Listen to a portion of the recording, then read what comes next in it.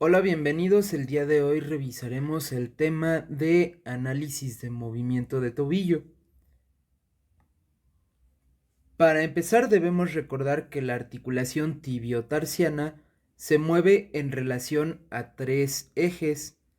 Nuestro eje transversal, que permite el movimiento de flexión y extensión de tobillo, un eje longitudinal de la pierna, bajo el cual realiza movimientos de abducción y aducción, y por último el eje longitudinal del pie, que va a permitir los movimientos de pronación y supinación.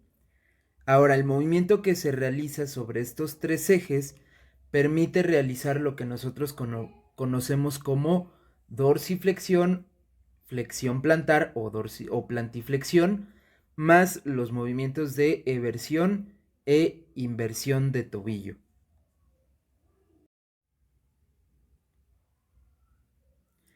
Otra característica importante del complejo de tobillo es que presenta una doble finalidad.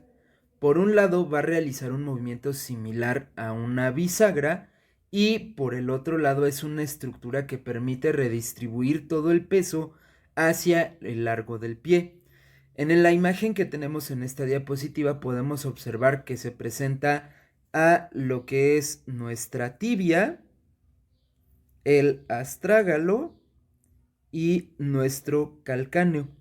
Como tal, el ejemplo que se busca representar acá pues es precisamente la bisagra para permitir la dorsiflexión y la plantiflexión.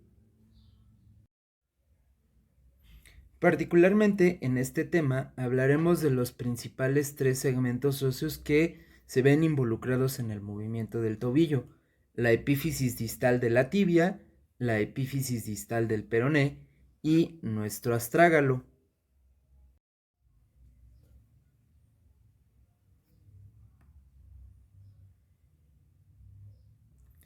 En el caso de la epífisis distal de la tibia, sabemos que es una estructura que presenta una cara anterior, una cara lateral, una cara posterior, una cara medial y una cara inferior.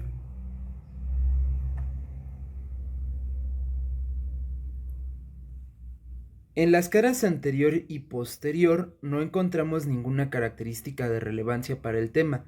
Sin embargo, en lo que se refiere a nuestra cara lateral, podemos encontrar una escotadura cóncava que permite que se articule con el peroné para formar la articulación tibio-peroneo distal. Esta escotadura articular queda delimitada por dos tubérculos, uno anterior y uno posterior, que van a servir para la inserción de los ligamentos tibio-peroneos.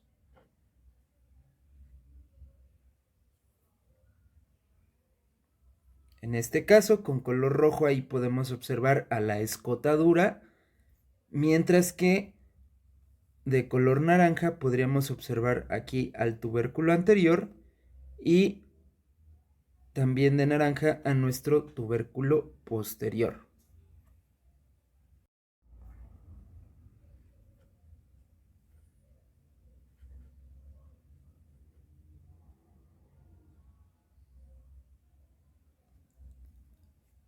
En la cara medial podemos observar una prominencia ósea con forma de pirámide invertida, es decir, de vértice inferior, que se denomina maleolo medial y delimita la mortaja tibioperonea por la parte medial. Por último, en lo que es la cara inferior, podemos decir que esta es importante ya que en su mayoría es una superficie articular cóncava de adelante hacia atrás, que presenta un arco de apertura de aproximadamente 70 grados. Dicha concavidad es apreciable desde la parte o desde la cara lateral.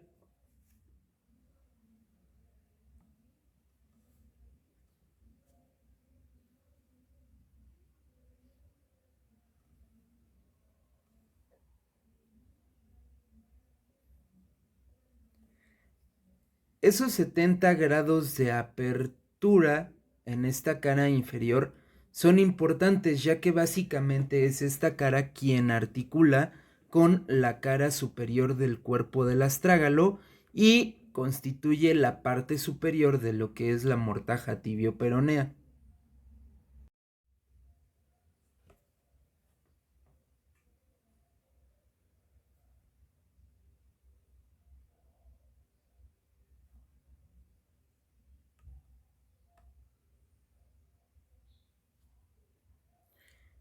A continuación tenemos a la epífisis distal del peroné. Es importante porque prácticamente toda esta región constituye lo que es el maleolo lateral. En este caso, se debe destacar que el maleolo lateral está posicionado más abajo y hacia atrás que el maleolo medial. Además, resalta que en la cara medial de este maleolo lateral vamos a poder dividirla en dos partes, una mitad superior y una mitad inferior.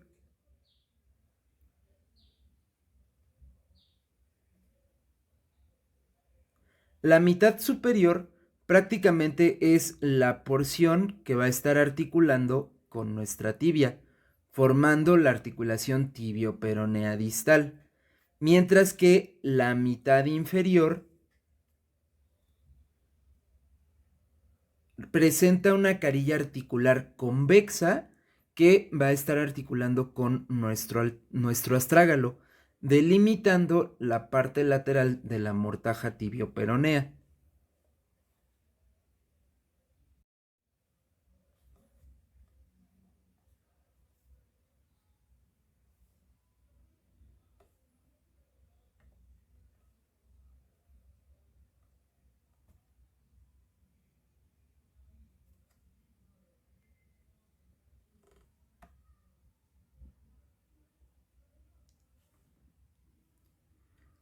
Por último, el astrágalo es un hueso irregular, con forma prácticamente como de una tortuguita, que va a presentar una cabeza,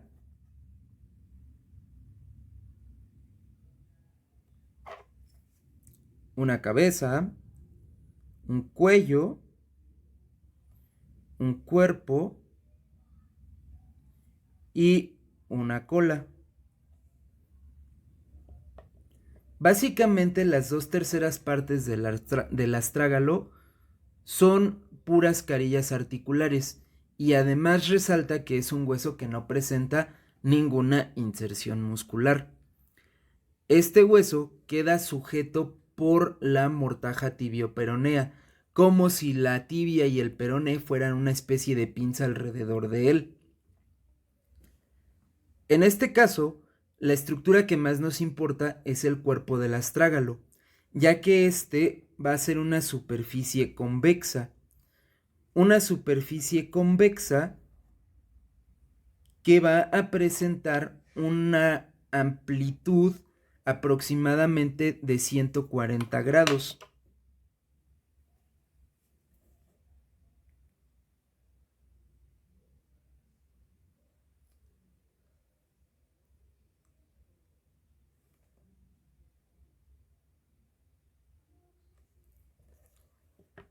De esos 140 grados que ocupa la cara superior del cuerpo del astrágalo, 70 van a quedar cubiertos por la cara inferior de la epífisis distal de la tibia. Esto es relevante por lo siguiente: una vez que la tibia se posiciona encima del astrágalo, por la parte de adelante de ese cuerpo del astrágalo van a quedar descubiertos entre 20 y 30 grados, mientras que por la parte posterior de ese cuerpo del astrágalo van a quedar descubiertos entre 30 y 50 grados por la parte de atrás. Si lo plasmamos en la imagen, sería el equivalente a tener lo siguiente.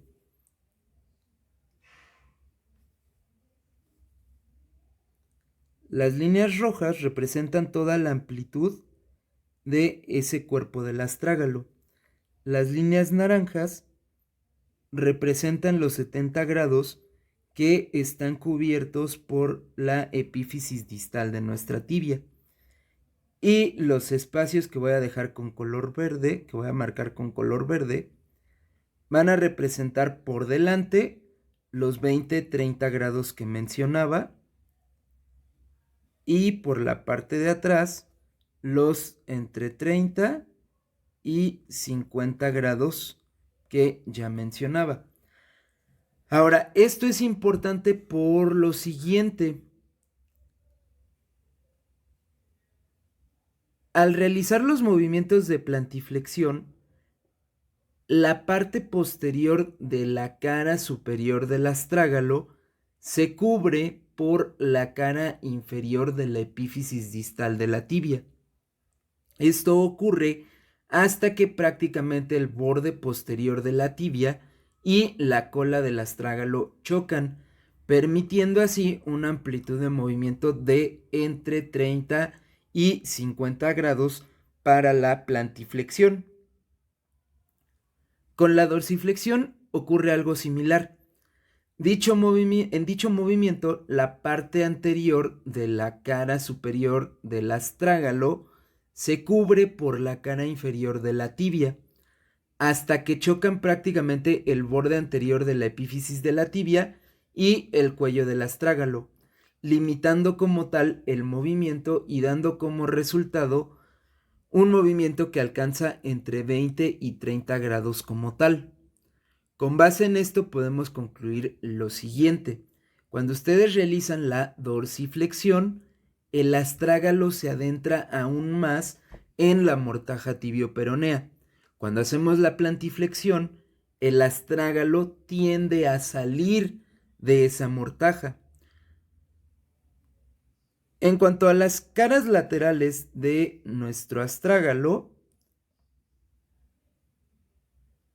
podemos decir que la cara medial es pequeña y plana, mientras que la cara lateral es de forma triangular con un vértice inferior y ligeramente inclinada hacia lateral.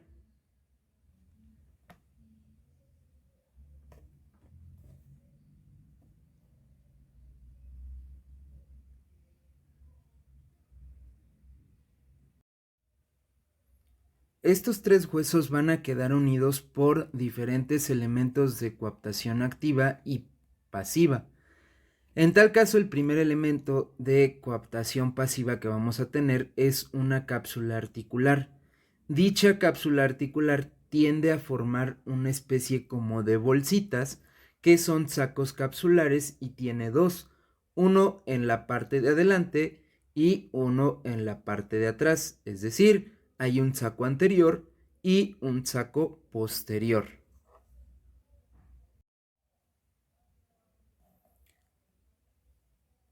Respecto a estos sacos, al realizar la plantiflexión, la porción anterior o el saco anterior termina prácticamente desplegado, es decir, se empieza a tensar,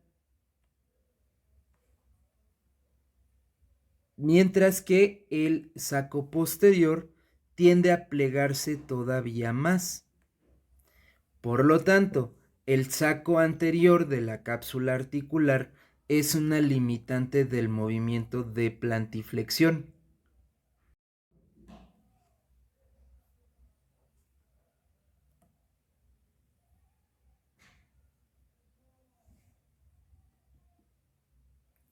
Por otro lado, durante el movimiento de dorsiflexión ocurre básicamente lo contrario. Cuando nosotras hacemos la dorsiflexión, lo que se tensa es el saco posterior, mientras que el saco anterior tiende a plegarse todavía más, actuando de tal manera el saco posterior como un limitante del movimiento de dorsiflexión del tobillo. En esta diapositiva podemos apreciar precisamente eso. De este lado encontramos a la plantiflexión Y de este lado encontramos a la dorsiflexión.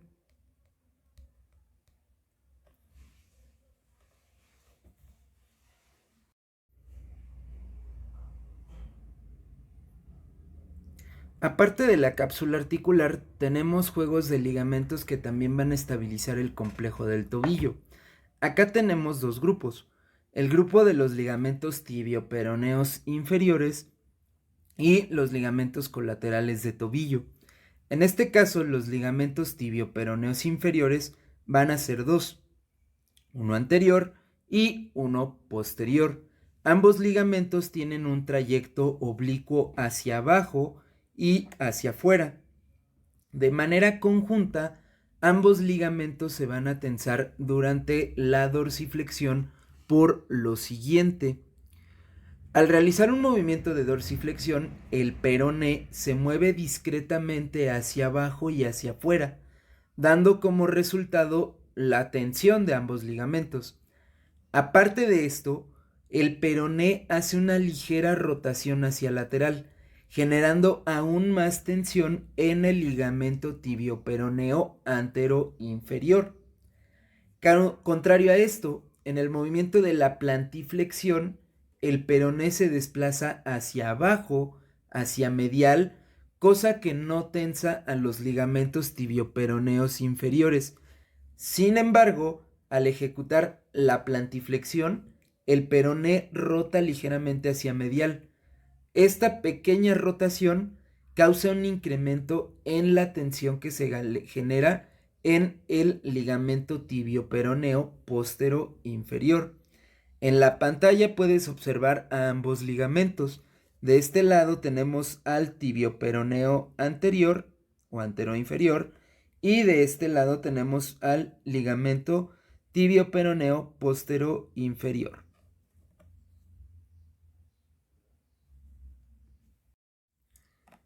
Por otra parte, los ligamentos colaterales son dos, un ligamento colateral lateral y un ligamento colateral medial. En el caso del ligamento colateral medial, se denomina ligamento deltoideo por la forma triangular que presenta con un vértice superior.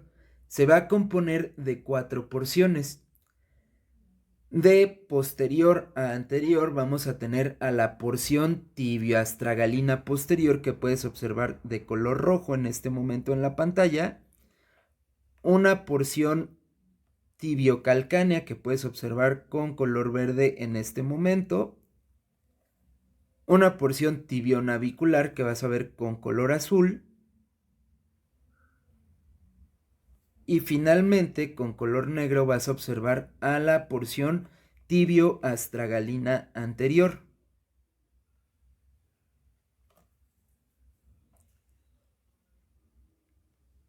Las porciones tibioastragalina posterior y tibiocalcánea van a permanecer tensas durante la dorsiflexión, mientras que las porciones tibioastragalina anterior y tibionavicular van a permanecer tensas durante la plantiflexión. Cabe resaltar también aquí que cuando se realiza el movimiento de eversión de tobillo, la porción tibiocalcánea va a ser la que se tense y limite este movimiento. Entonces, estas dos van a tensarse en la dorsiflexión, mientras que las dos anteriores se tensan para la plantiflexión. Y la porción tibiocalcánea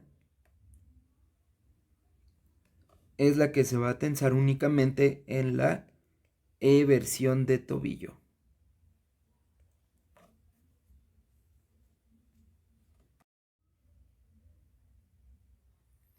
El ligamento colateral lateral es un poco más sencillo, ya que este únicamente va a presentar 3 porciones o fascículos, que de posterior a anterior vamos a tener al ligamento peroneo astragalino posterior, que vas a ver con color rojo en pantalla,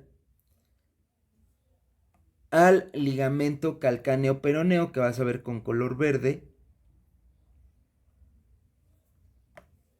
y con color azul puedes observar al ligamento peroneo astragalino anterior.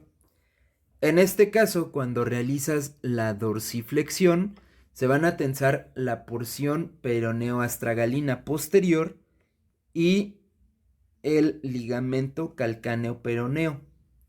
Durante la plantiflexión, quien se va a tensar es el ligamento peroneo-astragalino anterior.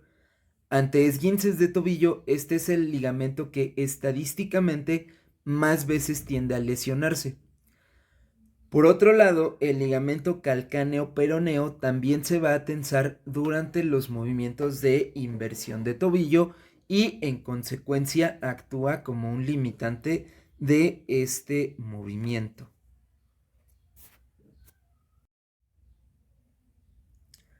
En el caso de los coaptadores activos de este complejo, podemos segmentarlos en 4 cuadrantes. Un cuadrante anterior, donde vamos a encontrar al músculo tibial anterior y al tercer peroneo, por la forma que tiene su tendón con un trayecto anterolateral. Y estos músculos se van a encargar prácticamente de realizar la dorsiflexión. Los que se encuentran en el cuadrante posterior prácticamente van a estar representados por lo que es nuestro tendón de Aquiles. Recuerda que este tendón corresponde al tricepsural, sóleo y los gastrocnemios como tal.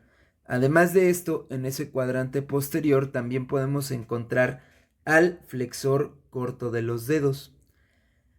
A nivel de tobillo, dichos músculos se van a encargar de realizar el movimiento de plantiflexión.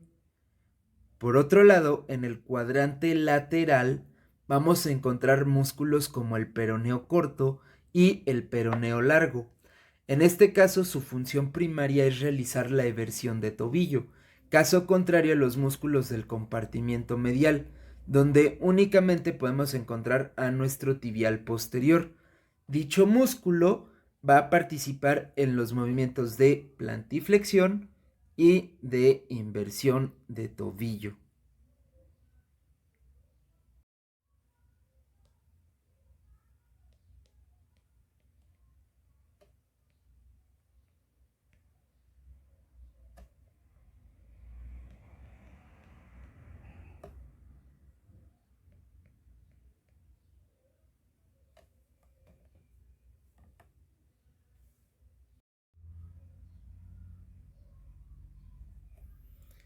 Entonces, ahora sí, resumiendo lo que hemos comentado hasta ahora, la dorsiflexión es un movimiento en el que prácticamente la cara dorsal del pie se acerca hacia la cara anterior de la pierna.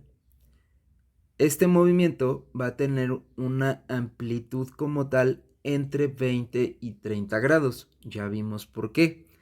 Para un ciclo de la marcha, aproximadamente se necesitan 10 grados de dorsiflexión.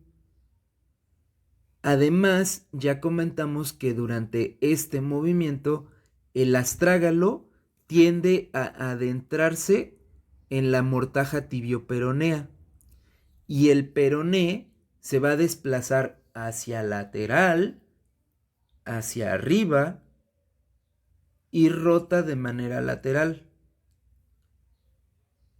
Por otro lado, sabemos que este movimiento va a verse limitado por el choque del cuello del astrágalo con el borde anterior de la epífisis distal de la tibia.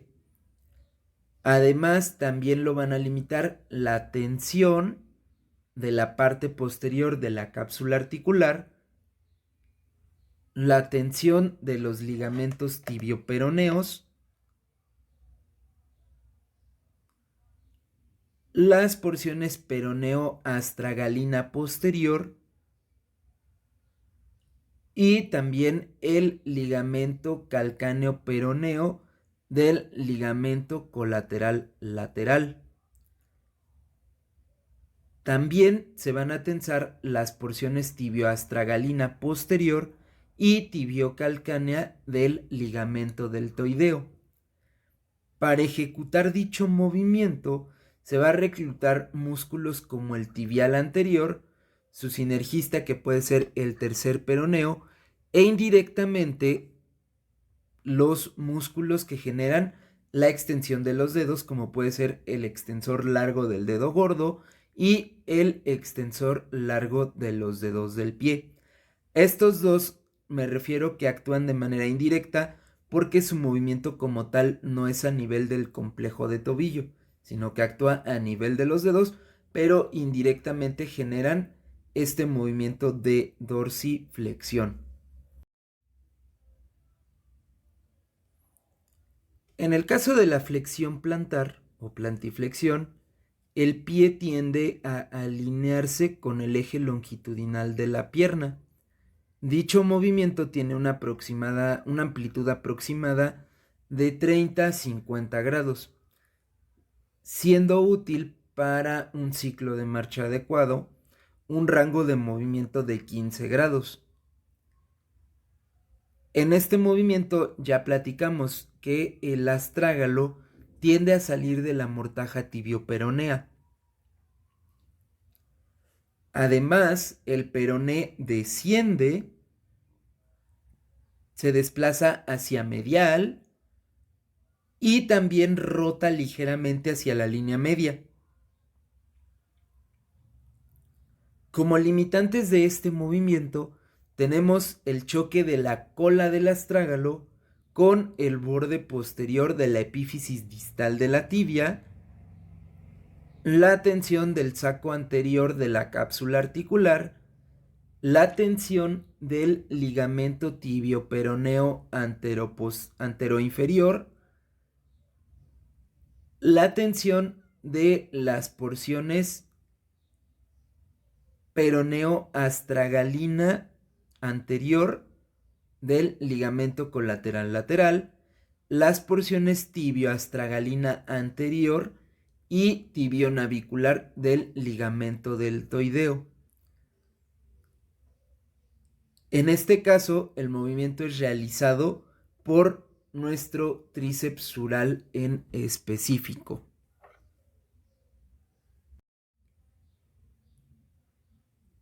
Y pues con esto concluimos con el análisis de movimiento de tobillo. Únicamente se habló de los movimientos de dorsiflexión y plantiflexión porque son los movimientos más importantes al momento de realizar un ciclo de la marcha. Si tienen dudas, ya saben que pueden escribirme y pues nos estaríamos viendo en la próxima sesión. Bye.